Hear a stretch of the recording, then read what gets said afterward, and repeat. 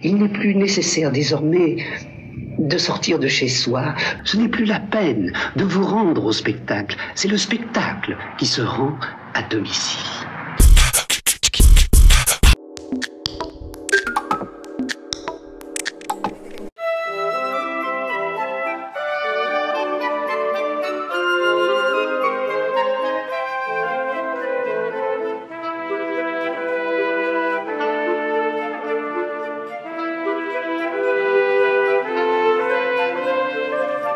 Mesdames, Messieurs, merci à toutes et à tous. Merci bien sûr d'abord à tous les élus, à tous les journalistes qui sont présents ce soir. Et merci à toutes et à tous d'être ici pour ce qui est quand même un événement important pour Bergerac, un événement marquant. C'est la parution d'un ouvrage d'histoire consacré pour la première fois à la totalité de l'histoire de Bergerac, et ouvrage qui a été écrit par des historiens, je dirais, qui sont reconnus nationalement, qui sont vraiment dont certains, enfin, qui enseignent pour certains, ou qui ont enseigné à l'université de Bordeaux ou dans d'autres universités, et qui ont élaboré, ont accompli un travail vraiment considérable. Et puis merci aussi à monsieur et madame Tardien et aux éditions Fanlac, qui, une fois de plus, je dirais, c'est la chance pour un département comme le nôtre d'avoir une maison d'édition comme Fanlac, parce que Fanlac n'hésite pas à se lancer dans des aventures un peu exceptionnelles, et c'est vraiment une très grande chance pour la Dordogne. Voilà, alors ce que je voudrais simplement rappeler, c'est qu'il y avait déjà eu une démarche du même ordre pour l'histoire de Périgueux, il y a de cela quelques années, qui avait donné lieu à la publication d'un ouvrage sur l'histoire de Périgueux, qui avait d'ailleurs formellement un peu le même aspect que celui consacré à l'histoire de Bergerac. Il y a un peu plus d'un an, il y a 2 ans, c'est 1 an, 2 ans, je ne saurais plus, 2 ans et demi, le temps passe vite. Il y a 2 ans et demi, monsieur et madame Tardien et les historiens étaient venus nous rendre visite. Je ne vois pas Yann Laborie. Parce que ils avaient une avant-garde, c'était Yann Laborie, pour nous présenter leur projet qui était d'écrire une histoire de Bergerac. Et je dois dire que ce projet nous paraissait d'un très très grand intérêt. On avait déjà essayé il y a quelques années avec Yann Laborie, dans le journal municipal, d'écrire l'histoire de Bergerac au XXe siècle, mais il n'empêche qu'il y a des lacunes énormes dans l'histoire de Bergerac, que certaines périodes sont très bien connues, il y a eu beaucoup de choses qui ont été écrites, et puis à l'inverse, on a des périodes, y compris des périodes contemporaines, je pense en particulier à la période 1830-1930, sur laquelle on n'a pratiquement aucune information. Ce qu'on sait de ces périodes, c'est presque par le bouche à oreille transmis jusqu'à nos jours. Donc il était vraiment très important qu'un tel ouvrage puisse être élaboré et publié. Il y a aussi toute la partie préhistoire. C'est vrai que les Bergeracois ont toujours revendiqué d'avoir une préhistoire qui est aussi riche que celle des autres parties de la Dordogne, qui a un grand malheur, c'est d'être une préhistoire en plein air, et non pas une préhistoire sous des abris ou dans des cavernes, mais que cette préhistoire est très réelle. Donc cet ouvrage vraiment vient combler un vide et un manque très, très grave et difficile à admettre pour Bergerac. Et c'est vraiment un événement important, parce qu'on sait que les Bergeracois sont très attachés à leur ville, très attachés à l'histoire de leur ville, et qu'une ville qui n'a pas d'histoire, je dirais, c'est une ville qui n'a pas d'âme véritable. Donc il était très important pour l'identité de Bergerac, pour le sentiment que nous partageons tous d'appartenir à cette ville, à tout ce qui l'entoure, à sa culture. Il était très important que cet ouvrage soit enfin réalisé. Voilà ce que je voulais dire, et je veux simplement, au nom de tous, vous remercier du travail vraiment considérable que vous avez accompli, et vous remercier, Madame et Monsieur Tardien, d'avoir voulu vous engager dans cette affaire qui est quand même une très grande affaire. Voilà.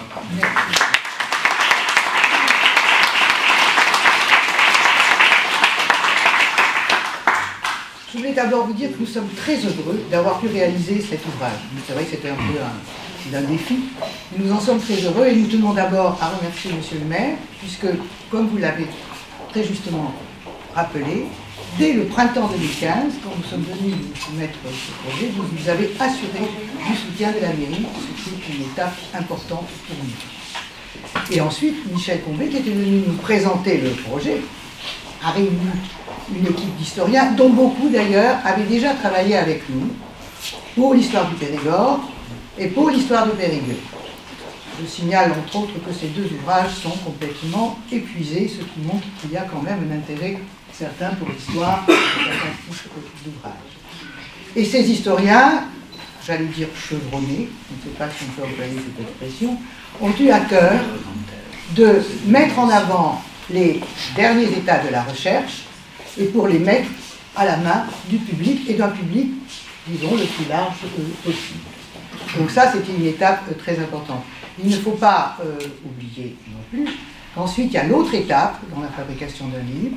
Nous avons la chance d'avoir une équipe avec une graphiste et une chromiste qui travaillent très bien, en ce sens qu'elles sont au courant et qu'elles possèdent toutes les technologies modernes, les dernières, mais en même temps avec ce sens de la tradition typographique qui fait que nous avons, alors je vais vous faire des compliments, je trouve que la maquette est à la fois sobre et malgré tout élégante, et met en valeur aussi bien les textes que l'iconographie, ce qui est un peu le but que nous nous donnons quand nous faisons un livre.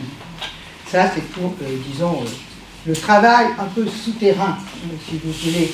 Mais je laisserai Michel et les auteurs présenter leur travail vraiment d'historien, parce que moi, je ne suis pas compétente en la matière, et je suis sûr qu'ils vous expliqueront l'intérêt de l'histoire d'une ville, ce qui, d'un certain côté, peut paraître paradoxal.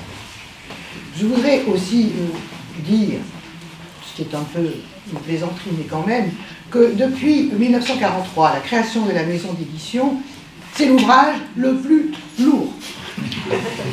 C'est l'ouvrage le plus lourd. J'ai regardé, depuis 1943, il n'y en a pas d'aussi lourd. Alors, attention, est-ce que la lourdeur est un défaut? Pas obligatoirement. Et si je pense à une phrase qu'a dite Giono, je crois que c'est dans le Moulin de Pologne, c'est le sens du devoir qui donne de la lourdeur, mais le devoir à soi-même. Et c'est, j'espère, ce que nous avons tous fait avec cet ouvrage.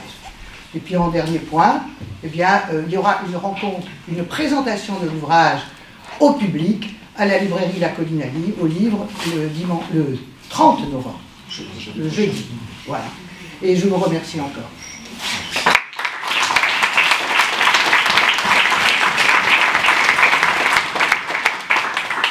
Monsieur Michel Combet. Merci beaucoup, Monsieur le maire. Merci d'avoir organisé cette réunion pour nous permettre de présenter ce travail collectif. Et merci aussi, et bien sûr, de l'avoir soutenu depuis que nous nous sommes lancés, il y a maintenant près de 3 ans, dans cette aventure. Alors, c'est une aventure collective, et je dois présenter les excuses de nos collègues qui ne sont pas là, parce qu'ils sont retenus par de très bonnes raisons, loin de Bergerac. Il y a d'abord un géographe, M. Gentil, qui a fait une présentation géographique de la situation et du site de Bergerac, et qui est quelque chose d'essentiel pour comprendre la suite. Il y a Madame Cocula, qui a traité une partie de la période moderne et qui est retenu à Bordeaux pour le festival de Pessac, et ensuite Léonard Laborie, qui est un historien économiste que peut-être M. Yann Laborie présentera plus avant tout à l'heure. Voilà. Je voulais très rapidement donc, vous dire que c'est effectivement une aventure collective. Cette aventure, elle a duré près de 3 ans, mais avant même qu'elle ne commence, en amont, et il faut que je le dise parce que certains sont ici, eh bien il y a des amis, des gens qui sont implantés depuis longtemps à Bergerac, ou qui sont des Bergeracois de naissance, qui nous ont encouragés à se lancer dans ce travail en disant, comme l'a dit monsieur le maire tout à l'heure, il y a des études dispersées sur Bergerac, et parfois certaines d'une très grande qualité, mais Bergerac n'a pas une histoire globale, alors que Périgueux, Sarlat en ont eu plusieurs. Donc il y avait un manque à combler, et c'est ce que nous avons essayé de faire. Vous nous direz dans quelques jours, dans quelques semaines, dans quelques mois, si nous y avons réussi. En tout cas, nous y avons consacré beaucoup de temps. Et ce travail, nous avons essayé de le faire, comme le disait monsieur le maire tout à l'heure, à partir de l'existant, à partir d'articles qui existaient, mais aussi à partir des sources de l'histoire. Et il a fallu, pour des périodes sur lesquelles rien, ou presque rien, avait été écrit ou rédigé jusque-là, et où il n'y avait pas de mémoire universitaire ou autre, eh bien, aller à nouveau en contact avec les archives. C'est le travail des historiens, mais c'est aussi notre plaisir et notre joie, même si parfois ce travail est très long. Et ayant opine du chef, mais...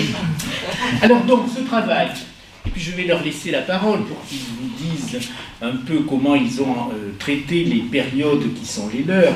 Ce travail, nous l'avons articulé en 18 chapitres.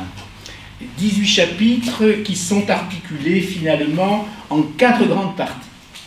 Il y a d'abord tout ce qui se passe avant qu'apparaisse la ville. Parce que il y a une histoire avant la ville, et c'est le préhistorien qui nous dira tout à l'heure de quoi il retourne assez rapidement, mais parce que c'est une période très longue. Et si on lui laisse un temps proportionnel à la durée, nous serons encore là fort tard, et peut-être trop tard pour que les autres puissent s'exprimer.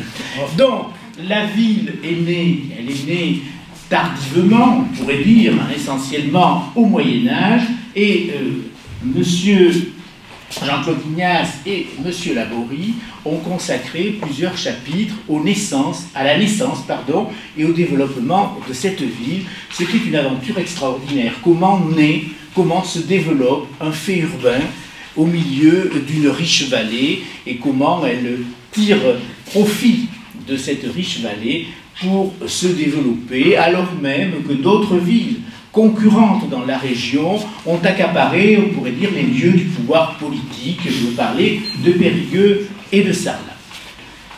Dans cette ville, donc, qui se développe dans des conditions très particulières que vous découvrirez en lisant le livre, eh bien, lorsque le Moyen-Âge s'achève, commence avec la Renaissance une période qu'on a l'habitude chez les historiens de baptiser l'époque moderne, et qui va jusqu'à la Révolution française, ou avant la Révolution, ou jusqu'à la fin de la Révolution, et que nous avons baptisé l'apprentissage de l'ordre. Parce que pendant les siècles qui vont de 1450 à 1800, eh bien, la ville naissante va se confronter à l'autorité royale, à ses contraintes, dans la perspective de la construction d'un État moderne, dont finalement la Révolution française est la dernière étape, parce que les contraintes de la monarchie étaient telles qu'il lui manquait les moyens pour compléter la construction de l'État, et c'est ce qu'a fait la Révolution française, et cela, elle l'a fait souvent au détriment des autonomies communales, et il a fallu rogner les ailes quelque part de Bergerac, où à l'époque de la Réforme, et je n'y reviendrai pas tout à l'heure puisque Madame Popula n'est pas là, la ville va vibrer un moment, eh bien, au rythme de la politique nationale, parce qu'en 60 ans, Bergerac va recevoir plus de personnages fameux, de rois, qu'elle n'en recevra par la suite. Hein, les Henri III, le futur Henri IV, puis Louis XIII ensuite, et les hauts personnages eh bien, viennent courtiser Bergerac. Mais évidemment, tout cela se termine un peu difficilement pour la ville, qui doit ensuite rentrer dans l'ordre.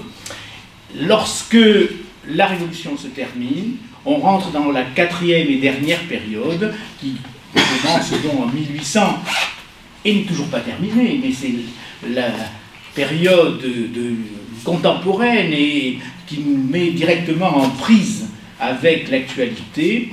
Eh bien, cette période-là se développe dans un cadre nouveau, qui est celui de la sous-préfecture, et nous avons intitulé cette dernière partie « Les combats d'une sous-préfecture », les combats qu'elle mène pour exister à travers les différentes vicissitudes de l'histoire. Je vais me taire parce que sinon les autres n'auront pas le temps pour s'exprimer, je ne voudrais pas les empêcher de le faire. Je vous remercie beaucoup.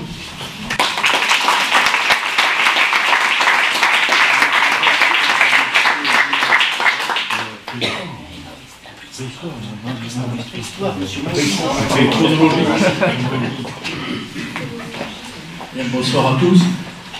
Ben, je vais essayer d'être rapide, malgré les 500 000 ans d'histoire, je dirais connue, parce qu'il y en a certainement eu des occupations dans cette région du Bergeracois qui étaient encore plus anciennes, mais on n'en a pas de traces, je dirais, datées de manière précise. Voilà. Donc, Bergerac. Bergerac, pour un préhistorien, je ne dirais pas que c'est le centre du monde, mais pour surtout un lithicien comme moi, quelqu'un qui s'occupe des technologies appliquées à la pierre en particulier, qui s'occupe des socio-économies, Bergerac a été, depuis les débuts de la préhistoire, un grand centre.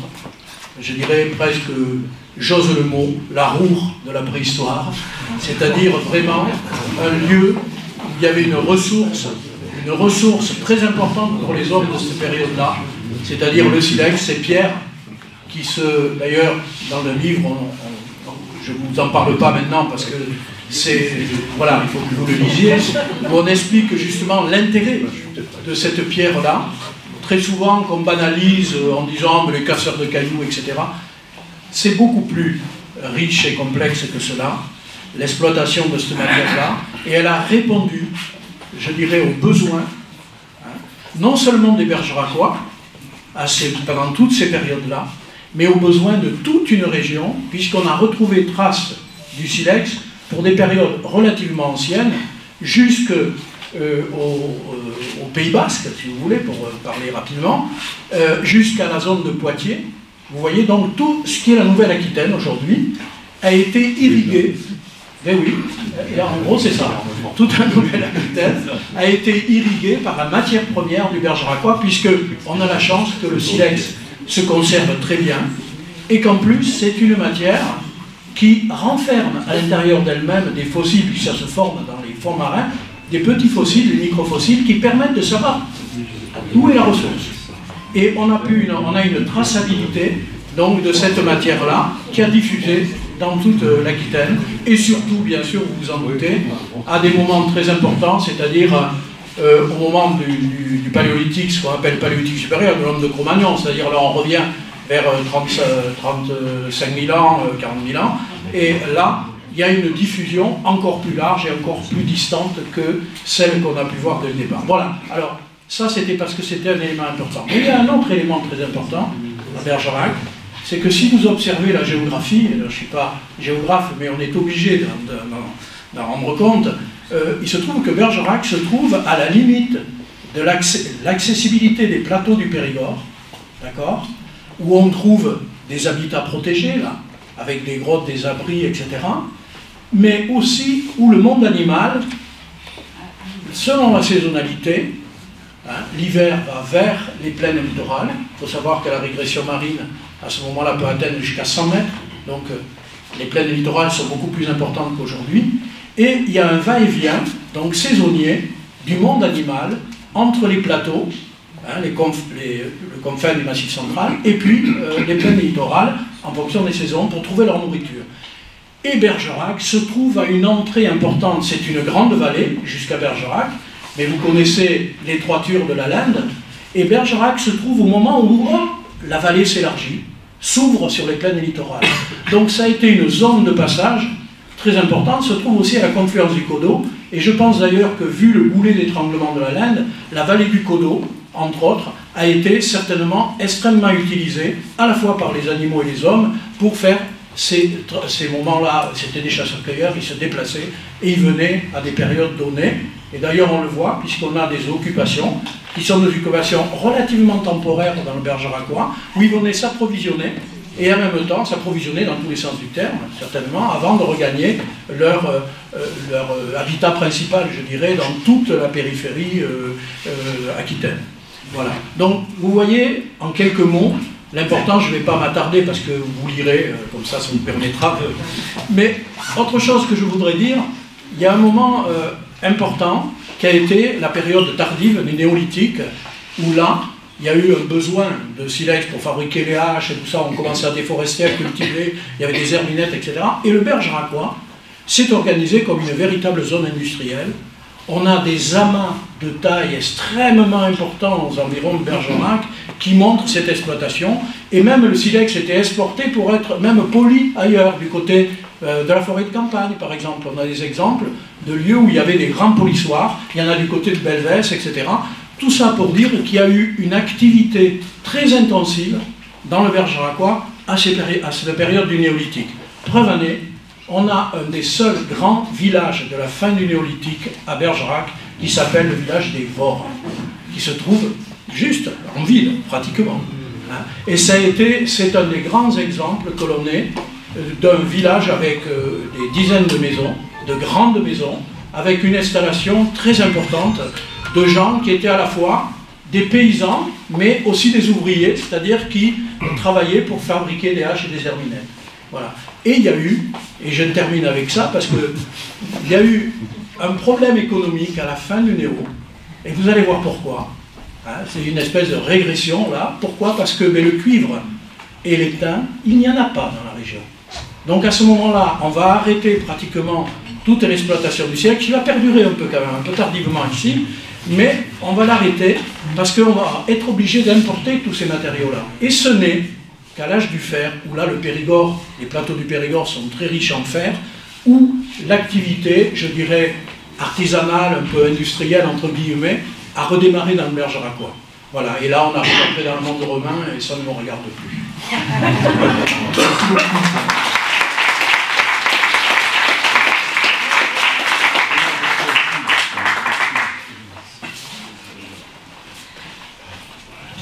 Voilà, je voudrais dire que j'ai été très heureux de participer à ce travail collectif, notamment avec Yann Laborie.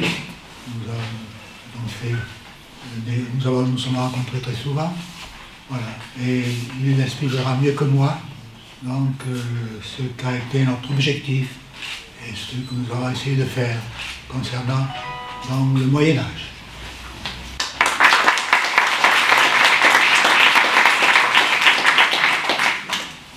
Moi, je commencerai par remercier l'éditeur, très sincèrement, parce que s'il a été parfois sévère avec nous, s'il nous a tensé, en termes de délai, c'est très courageux d'avoir entrepris ça. Et puis je remercie aussi Michel Combet d'avoir lancé ce projet, qu'on était plusieurs à nourrir finalement. Bon, il en a été le patron, et je le remercie de m'avoir embarqué dans cette aventure-là. Et je remercie aussi Jean-Claude Ignace, avec qui on travaille depuis 35 ans. Et nous étions rencontrés à l'occasion d'une découverte très importante en 1979-80, qui était la nécropole du Haut Moyen-Âge de Saint-Martin, et à travers laquelle on a pu commencer à aborder le cadre dans lequel apparaîtra un jour la ville. Car, vous l'avez bien compris, ça a été dit, notre mission à nous était de faire la jonction entre ce long temps de la préhistoire et les horizons de l'an 1000, où va naître le fait urbain à Bergerac à travers une implantation castrale, à travers un château. Et ça constitue, cette traversée de plus d'un millénaire, constitue un chapitre, un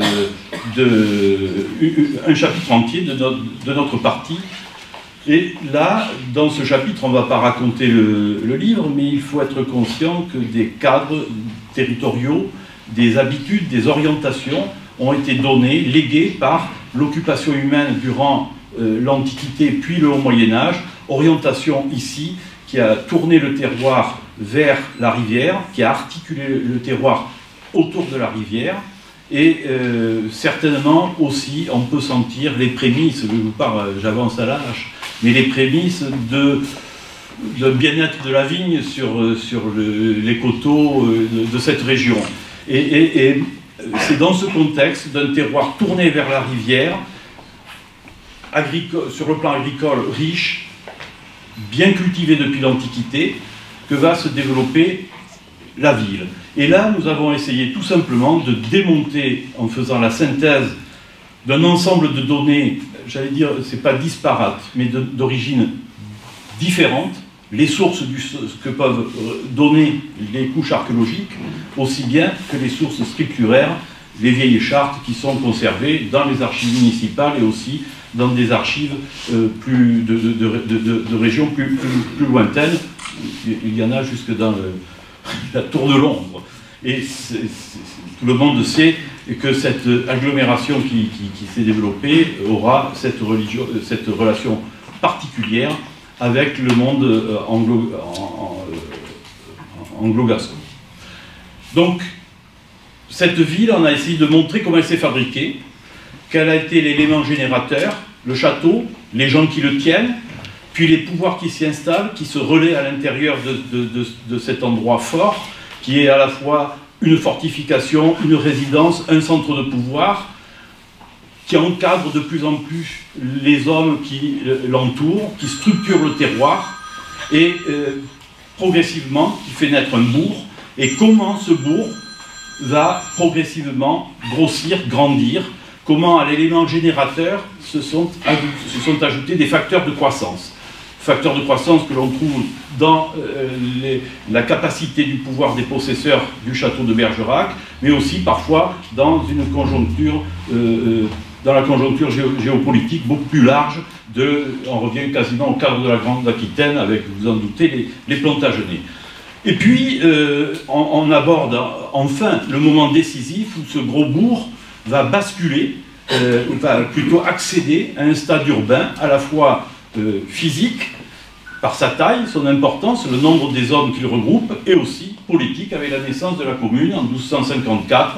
Et là, on s'attarde un peu dans le livre pour montrer ce moment névralgique. Et enfin, on a essayé, je crois, tous les deux, de montrer l'importance du legs médiéval, de la période médiévale, à notre cadre d'existence de Bergeracois. C'est-à-dire que cette période de l'histoire, 13e-14e siècle, fonde en très large partie l'espace, organise l'espace dans lequel s'inscrit encore la ville et qui en porte les traces dans son parcellaire ou dans sa trame viaire.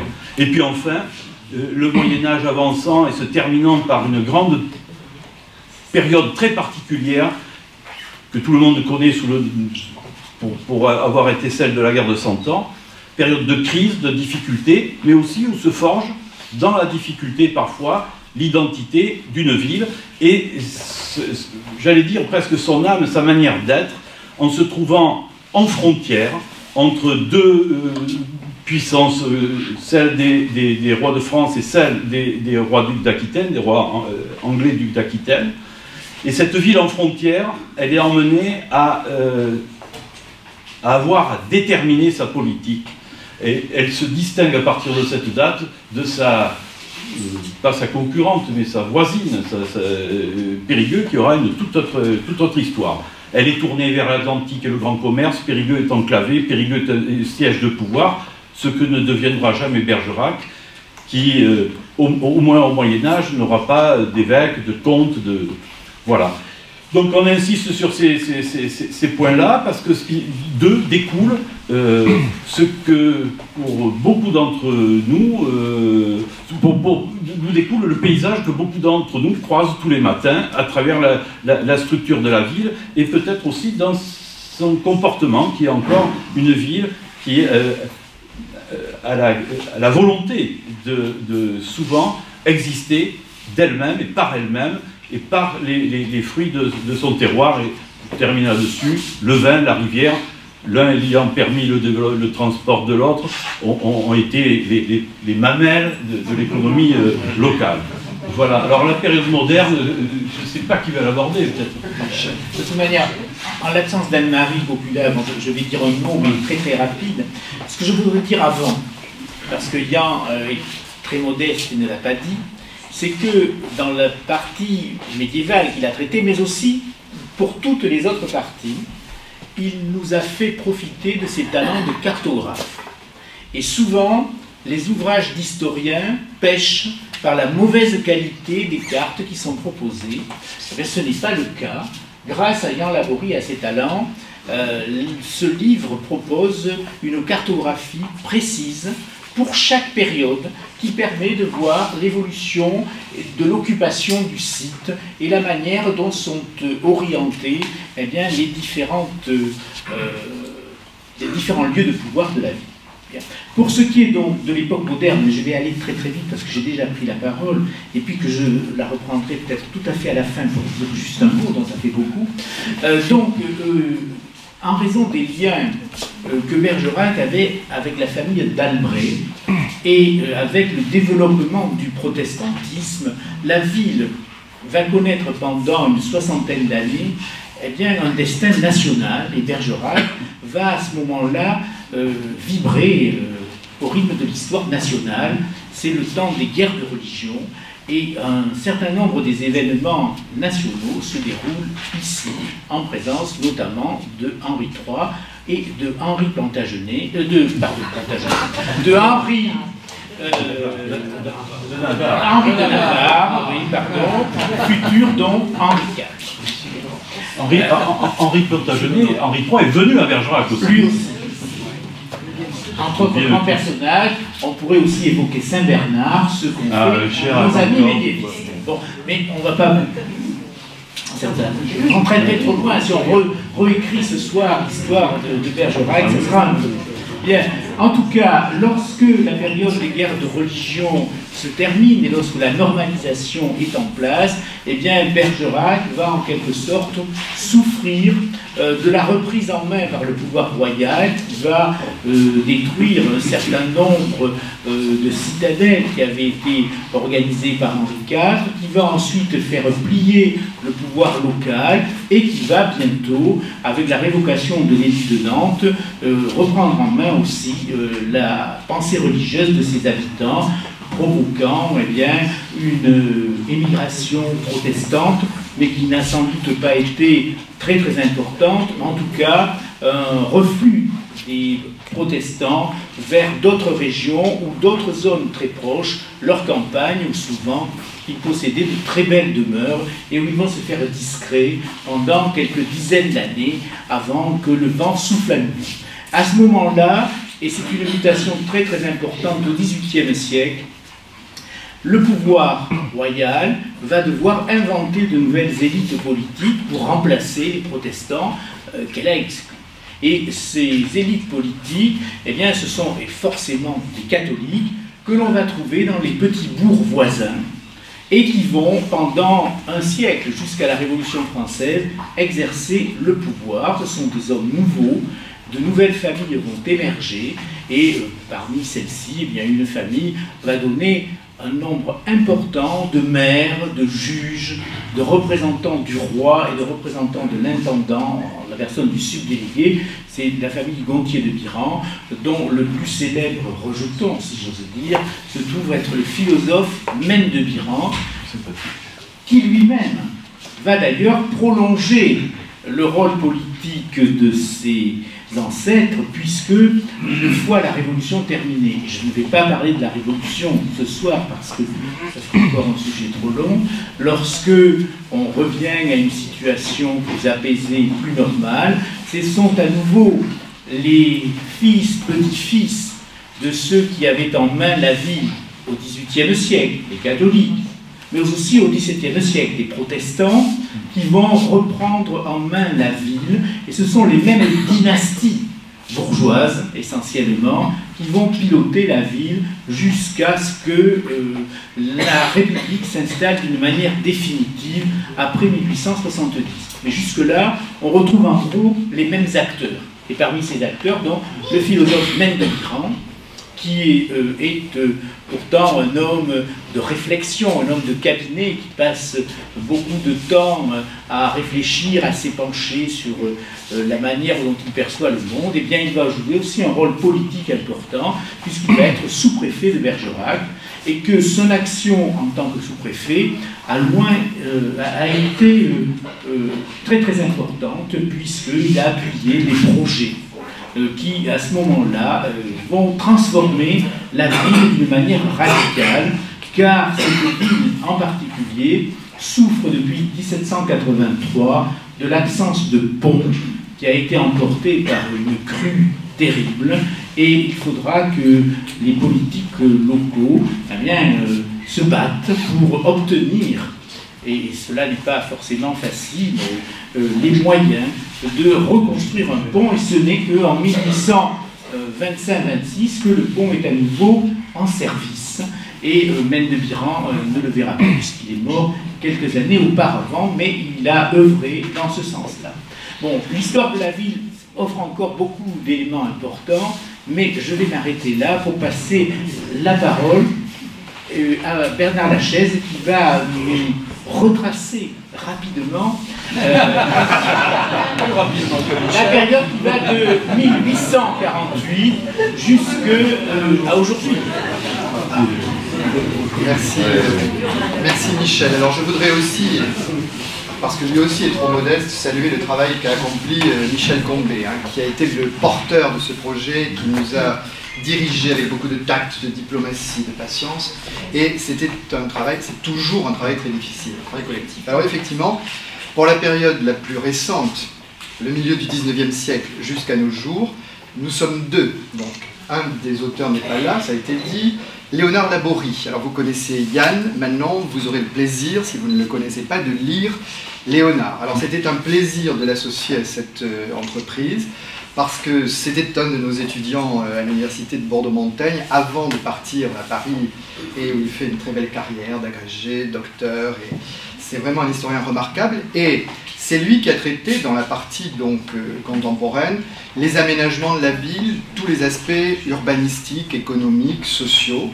Et il l'a remarquablement fait parce qu'il ne s'est pas contenté d'évoquer les grands chantiers de la Troisième République que l'on trouve dans d'autres histoires urbaines, la construction d'une église, la construction d'un hôpital, mais il a accordé, durant toutes les pages qu'il a écrites, beaucoup d'importance à la vie en quelque sorte quotidienne à Bergerac, dans des équipements qui sont fondamentaux. Par exemple, l'histoire de l'eau, de l'alimentation de cette ville en eau, l'histoire de l'électrification de cette ville, et des choses qui en général ne sont pas abordées, ou très peu dans les ouvrages. Et ça, il l'a fait remarquablement, et il a évidemment mis en avant aussi et développé les aspects de l'histoire de Bergerac qui sont à la fois spécifiques ou non spécifiques, mais qui sont plus connus. L'arrivée du chemin de fer, un chemin de fer très tardif, arrivé beaucoup plus tard qu'à Périgueux, et ça a été évidemment une des raisons, au-delà du choix de Périgueux comme préfecture au moment de la Révolution, une des différences de développement et d'histoire ensuite entre les deux villes, et il a accordé de très belles pages aussi, et 9 je crois sur la durée, à l'histoire de la poudrerie, à la place que la poudrerie, installée pendant la Première Guerre mondiale à Bergerac, a eu dans toute la suite de ce XXe siècle bergeracois. Il a poursuivi avec des pages très neuves aussi sur l'aménagement urbanistique de la ville, donc après la Seconde Guerre mondiale, le développement autant des 30 Glorieuses, mais aussi dans les phases plus difficiles des années plus contemporaines, rappelant le contrat de ville moyenne des années 1970 et allant donc jusqu'à l'époque actuelle. Moi, j'ai écrit en tant qu'historien du politique, je me suis attaché à l'histoire politique de la ville. Et nous avons voulu traiter cette histoire politique du temps présent jusqu'à nos jours, c'est-à-dire jusqu'en 2014. Alors, c'est toujours difficile d'écrire l'histoire du temps présent, hein, l'histoire immédiate, comme on dit. D'abord parce que nous n'avons pas nécessairement accès à toutes les sources, mais aussi parce que les acteurs sont présents, sont vivants, et qu'il y a donc pour l'historien un travail effectivement plus difficile, d'abord non seulement d'accès aux sources, mais aussi de distance, de travail historique. Et donc pour cela, bien, il a fallu beaucoup travailler sur les sources, et c'est vrai ce qui a été dit, la période post-Première Guerre mondiale, et en particulier la période après 1945, était très peu connue à Bergerac, donc il a fallu vraiment, et j'ai passé effectivement un certain nombre de jours aux archives, où j'étais fort bien accueilli, parfois à la mairie, quand il faisait trop froid aux archives, merci monsieur le maire, et donc c'est à partir de ces sources que nous avons essayé, et que j'ai essayé de retracer cette histoire politique. Alors j'en connaissais quand même quelques aspects, puisque j'ai un peu travaillé sur l'histoire politique de la Dordogne, et je voudrais saluer notamment ici quelques anciens étudiants, n'est-ce pas Cyril, n'est-ce pas Christophe, qui ont travaillé sur cette histoire politique de la Dordogne, et donc j'avais quand même quelques éclairages sur Bergerac, mais il y avait quand même relativement peu de travaux. Alors ce qui m'a frappé en étudiant, en abordant l'histoire politique de cette ville, c'est la longévité d'un certain nombre de personnages dans cette ville de Bergerac, à la tête de la ville, en commençant par Rodolphe Brusac, qui est un maire qui a été le plus long quasiment jusqu'à nos jours de la ville de Bergerac, qui était peu connu, sur lequel d'ailleurs il nous manque toujours de l'information, on n'a même pas été capable de retrouver par exemple un portrait.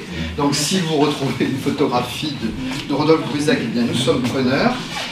Rodolphe Brusac d'une part, Gaston Simounet, plus connu, dont le nom est peut-être plus connu, d'abord parce qu'il est entré dans la mémoire de la ville par les rues, le stade, etc.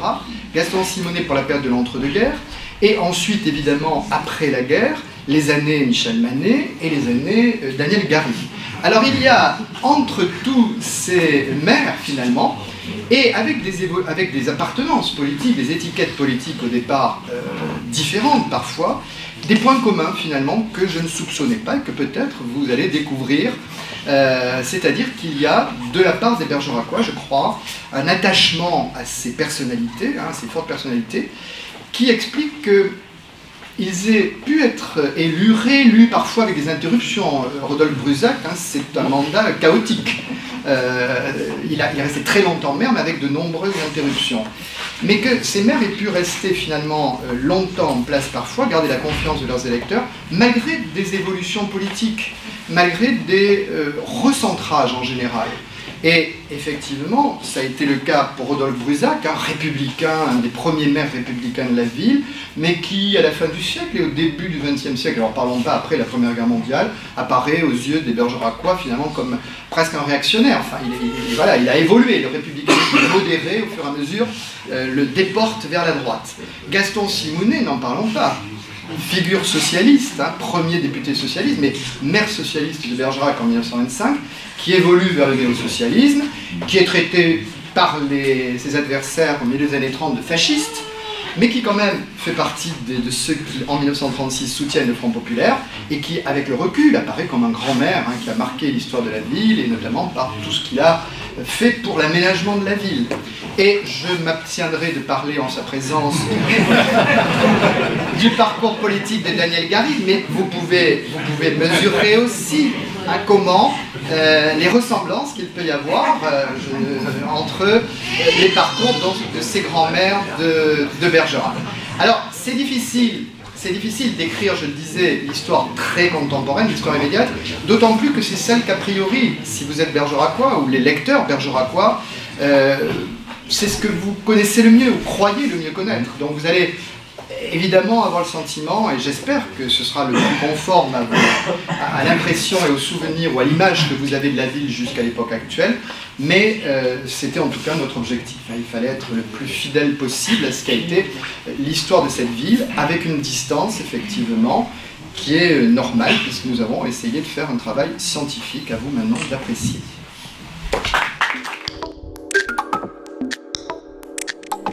Elle s'est installée, elle s'est imposée même au cœur de chaque foyer. Elle fait maintenant partie de votre vie quotidienne, cette amie.